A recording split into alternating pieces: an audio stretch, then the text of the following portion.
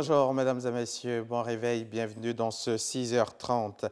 Le président de la République Alassane Ouattara a quitté Abidjan hier samedi 3 juin dans l'après-midi pour Monrovia, la capitale du Libéria. Le chef de l'État va prendre part ce dimanche au sommet de la communauté économique des États de l'Afrique de l'Ouest.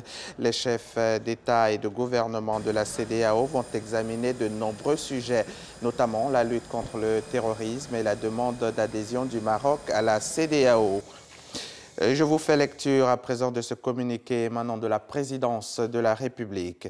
Le président de la République, son Excellence, M. Alassane Ouattara, a quitté Abidjan hier samedi 3 juin 2017 pour Monrovia, au Libéria, où il prendra part au 51e sommet ordinaire des chefs d'État et de gouvernement de la communauté économique des États de l'Afrique de l'Ouest, CEDEAO, qui se tiendra ce dimanche 4 juin 2017. Ce sommet sera marqué par l'examen de la demande d'adhésion du Maroc à la CEDEAO en tant que pays membre. Les chefs d'État examineront également la demande du statut d'observateur formulée par la Tunisie. En outre, ce 51e sommet ordinaire verra l'élection du nouveau président en exercice de la conférence des chefs d'État et de gouvernement de la CEDEAO. En marge du sommet, le président de la République aura des entretiens avec plusieurs chefs d'État et de personnalités. Le chef de l'État regagnera Abidjan le dimanche 4 juin 2017. Fête à Abidjan le samedi 3 juin 2017. La Côte d'Ivoire est élue au Conseil de sécurité de l'ONU depuis ce vendredi pour la période 2018-2019. Cette élection coïncide avec la dernière séance d'information sur la Côte d'Ivoire examinée par le Conseil de sécurité.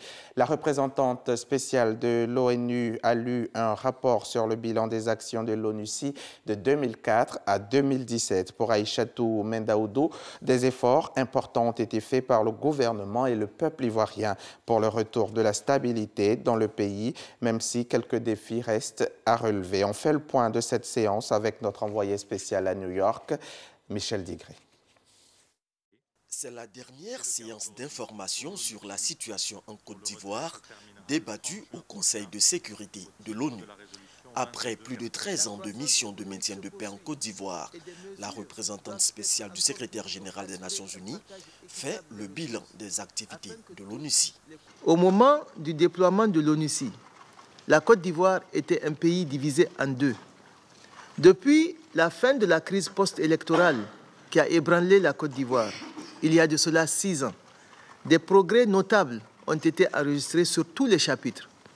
L'environnement politique s'est amélioré, même si beaucoup reste encore à faire, particulièrement dans le domaine de la réconciliation nationale et de la cohésion sociale. Toutefois, Aïchatou Mendaoudou reste confiante en la capacité du pays à relever ces défis. Je suis convaincu que l'investissement au quotidien, personnel et collectif, de chaque Ivoirienne et de chaque Ivoirien permettra de consolider durablement cette paix difficilement acquise. Je voudrais exprimer ma profonde reconnaissance et ma grande admiration au peuple et au gouvernement de la Côte d'Ivoire à tous les niveaux, au niveau local, au niveau régional, au niveau national.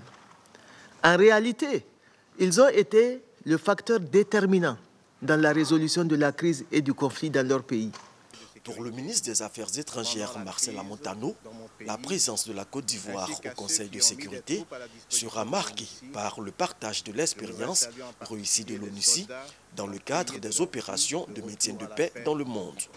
La symbolique de ce moment nous interpelle sur les attentes que suscitent les leçons et l'expérience de la Côte d'Ivoire à tirer de 13 années de présence de l'ONUCI et qu'elle déclinera au cours de son mandat au Conseil de sécurité afin d'aider d'autres pays à suivre la même voie. Les entretiens que j'ai eus avec tous les États membres des Nations Unies au cours de ces derniers mois et surtout de ces 3 dernières semaines nous ont permis de partager leurs attentes et d'être confortés dans notre décision d'œuvrer au sein du Conseil de sécurité à l'émergence de réponses collectives cohérentes aux défis globaux de notre temps dans la concertation et le respect mutuel. L'opération des Nations Unies en Côte d'Ivoire s'achève ce 30 juin. Depuis vendredi, donc, la Côte d'Ivoire est élue membre non permanent au Conseil de sécurité de l'ONU. Les réactions se poursuivent. Les Ivoiriens se prononcent au micro de nos différents reporters. Ça fait la 3e fois que nous revenons au Conseil de sécurité. Ça veut dire que la Côte d'Ivoire est de retour. Elle est de retour. Et il faut que les Ivoiriens comprennent cela. Moi, je pense que c'est une très bonne chose dans la mesure où, en tant que citoyen du pays, on espère que nos problèmes récurrents vont certainement avoir des éventuelles solutions. Donc, nous apprécions ça en tout cas. Je pense que c'est une joie immense de voir son pays parmi les grands qui décident de l'avenir du monde. Quand on regarde le nombre de pays et le temps sur lequel cette activité se produit, ça veut dire que la Côte d'Ivoire, c'est un pays qui compte dans le monde. Et le président de la République qui a œuvré à cela, je pense que c'est une prouesse qu'il faut saluer. Le score qu'on a eu montre que notre pays compte. Ça doit être un motif de fierté pour tous les Ivoiriens. Parce que voir que ton pays est membre non permanent du Conseil de sécurité de l'ONU, c'est extraordinaire. Il faut bien que l'Afrique soit bien représentée, et surtout par un pays comme la Côte d'Ivoire qui a traversé des années de crise. Je pense que nous sommes bien armés pour pouvoir comprendre les situations de conflit dans le monde et surtout défendre les intérêts de l'Afrique. Donc c'est une fierté que le président a mis le pays à haut niveau, qu'aujourd'hui on a classé parmi les pays les plus puissants, et tout c'est une fierté pour la Côte d'Ivoire. La phase 1 du programme national d'investissement agricole PENIA arrive à son terme en décembre prochain et la phase 2 démarrera automatiquement début 2018. Mais avant le changement de processus, l'heure est au bilan et du diagnostic de cette première phase qui a mobilisé plus de 1600 milliards de francs CFA. Une rencontre s'est ouverte à Grand-Bassam en vue de maintenir le cap du développement du secteur agricole ivoirien. Mamadou Kouassi. 31 décembre 2017, fin de la première génération du PENIA, le programme national d'investissement agricole, qui aura duré 5 ans. 5 années durant lesquelles de nombreux efforts auront été consentis dans l'amélioration des conditions de travail et de vie des agriculteurs ivoiriens. Environ 1600 milliards de francs CFA ont été investis par le gouvernement et les partenaires au développement. Une rencontre bilan donc organisée pour faire le diagnostic du PENIA 1 afin de réussir la phase 2. Il y a eu des performances enregistrées au niveau de la production, des performances enregistrées au niveau, bien sûr, des revenus des producteurs. Donc les effets vraiment sont positifs. Par exemple, les productions vivrières, elles ont augmenté régulièrement entre 2012 et 2013, chaque année. Si vous prenez même un exemple spécifique, le riz qui était à 550 000 tonnes de riz produit en Côte d'Ivoire en 2011, cette année et l'année passée, nous avons dépassé les caps de 1 200 000 tonnes, 1 300 000 tonnes de production de riz. Au niveau du café, au niveau du cacao, au niveau de l'anacarde, au niveau du coton, c'est des productions qui ont augmenté régulièrement, et bien sûr, chaque année. Quand vous prenez la pauvreté au niveau rural, c'est pour la première fois en Côte d'Ivoire qu'en 2015, il y a eu une diminution de la pauvreté au niveau du milieu rural. Bilan jugé satisfaisant. Il faut donc réussir le prochain PENIA. Et pour mener les discussions, tout le monde est réuni. Acteurs agricoles, membres de différents ministères intervenant dans le secteur agricole et corps préfectoral. Il s'agit de donner une nouvelle dynamique au programme national d'investissement agricole avec l'implication des différents ministères, notamment eau et forêt, ressources animales et halieutiques et environnement. En clair, l'État veut créer une synergie pour la prospérité des acteurs du secteur agricole. L'un des axes principaux, c'est de faire en sorte que dans la deuxième phase du PENIA, qu'un accent soit mis sur la structuration de nos filières et en même temps la professionnalisation de ces acteurs-là, de sorte qu'ils deviennent des véritables acteurs économiques pour être des exploitants, comme on l'a dit, agricoles au niveau de la chaîne des valeurs. Le PENIA 2 va être construit autour du principe que l'agriculture ivoirienne ne dépend pas uniquement des eaux de pluie. La politique de transformation des produits locaux et la modernisation des pratiques agricoles constituent une priorité pour le gouvernement. Une priorité qui aura une place importante dans la deuxième génération du PENIA, a précisé le directeur de cabinet du ministère de l'Agriculture et du Développement rural, présent à cette rencontre. Anne Désiré Ouloto, la ministre de la Salubrité, de l'Environnement et du Développement durable, a procédé jeudi au lancement de la quinzaine nationale de l'environnement. À travers des caravanes, cette quinzaine sera l'occasion de sensibiliser les populations sur le bien fondé de la préservation de l'environnement. Grace Kando. 15 jours pour susciter une prise de conscience collective des populations sur la préservation de l'environnement et attirer l'attention de tous sur les menaces environnementales de la planète. Des objectifs que veut atteindre le ministère de la Salubrité, de l'Environnement et du Développement durable pendant la quinzaine nationale de l'environnement qui se tient du 1er au 18 juin.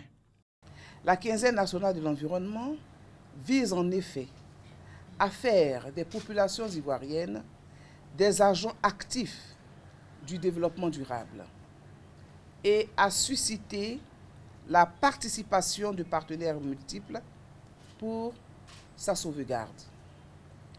La quinzaine de l'environnement comprendra aussi un support scientifique indispensable à la résolution des problèmes environnementaux.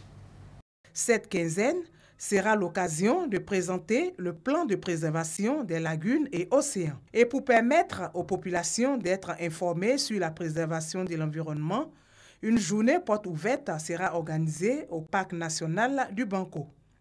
Le Parc national du Banco fait le phénomène inverse de l'homme pendant la journée, c'est-à-dire le phénomène de la photosynthèse.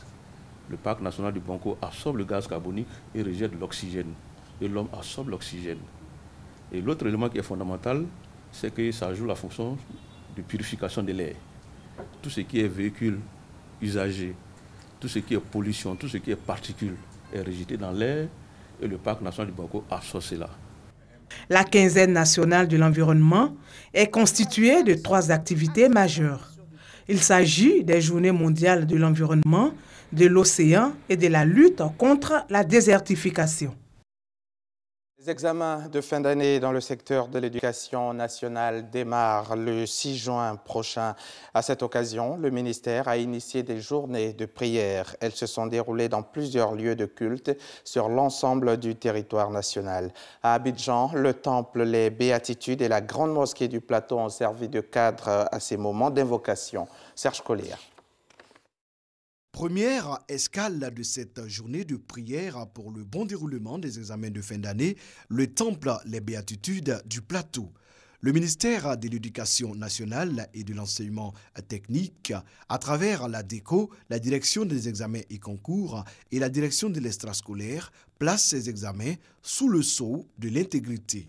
Seigneur, nous te confions la garde des épreuves. Nous voulons te prier afin que, Seigneur, tous les actes malveillants qui consistent à faire toutes sortes d'opérations dites hibou et autres puissent s'éloigner afin que notre Dieu, notre Seigneur, l'équité règne dans les examens et concours. Mais nous voulons te confier les élèves. Donne-leur la sérénité, donne-leur la réflexion. Donne-leur, Seigneur, de dominer les épreuves. Après les chrétiens, les fidèles musulmans ont prié Allah pour un climat apaisé en cette période d'évaluation. Fasse Allah qui leur ouvre les portes de la science et du savoir et qu'ils soient, en tout cas, des citoyens modèles pour bâtir un pays de paix, d'amour, un pays de fraternité. Ces journées de prière pour l'école sont organisées sur l'ensemble du territoire. Les responsables du système éducatif entendent ainsi amener tous les acteurs à plus de responsabilités.